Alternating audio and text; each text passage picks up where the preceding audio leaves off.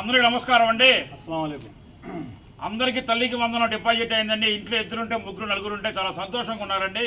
ఇవాళ parents meeting కూడా successful గా జరిగిందండి. Parents teachers meeting. పిల్లలు తల్లికి వందనం పడిందా? చేతులండి పడిందా? నీకు తల్లికి వందనం చూసి చెప్పు. చెయ్యొచ్చు చేతులు అందరూ. తల్లికి వందనం పడిందా? అందరూ చెప్పండి. తల్లికి వందనం పడిందా? తల్లికి వందనం పడిందా? నిజంగా పడిందా?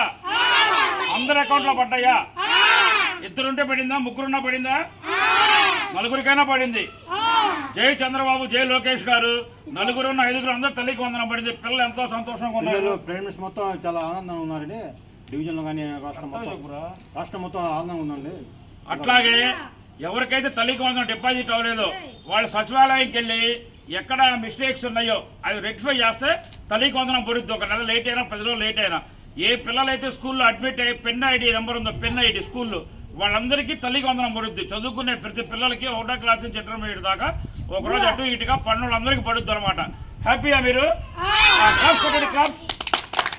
థ్యాంక్ యూ చెప్పండి. Thank you, super. Thank you. జై తెలుగుదేశం, జై చంద్రబాబు, జై కనకల ప్రసాద్. థ్యాంక్ యూ, జై లోకేష్ గారు.